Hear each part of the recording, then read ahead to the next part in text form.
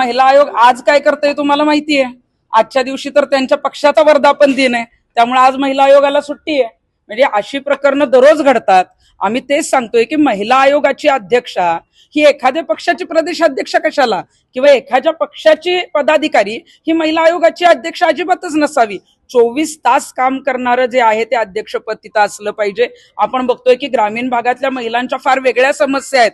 तिथे अगदी खेड्यापाड्यात जाऊन तिथं त्यांच्या समस्या जाणून घेणं गरजेचं आहे. अजून महिला आयोगाच्या सदस्या सुद्धा नेमल्या गेल्या नाहीत. म्हणजे कुठंतरी पक्षीय राजकारण महिला आयोगात करण्याचं काम चालू आहे. अनेक वेळेला जे कोणी अर्ज करतं महिला आयोगाच्या सदस्य पदासाठी त्यांना म्हटलं जातं की तुम्ही पक्षात प्रवेश करा आणि मग आम्ही सदस्य पदासाठी घेऊ. मला वाटतं की हा खेळ तुम्ही थांबवा. इथं मुलींचे दररोज जीव चाललेत.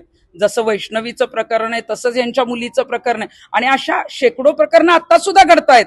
मग महिला आयोग कुठंतरी कमी पडतोय, पोलीस कारवाईत कुठेतरी कमी पडतायत किंवा पोलीस काहीतरी हलगर्जीपणा करतात, कुठेतरी आरोपींना पाठीशी घालण्याचं काम काही ठिकाणी केलं जातं, त्यामुळे या घटना घडतात. त्यामुळे आम्ही मुख्यमंत्र्यांना मध्येही विनंती केली की महिला आयोग जो आहे तो महिलांसाठी जर असेल तर त्याच्यामध्ये पक्षविरहित महिला जी आहे ती महिला आयोगाची अध्यक्ष असली पाहिजे.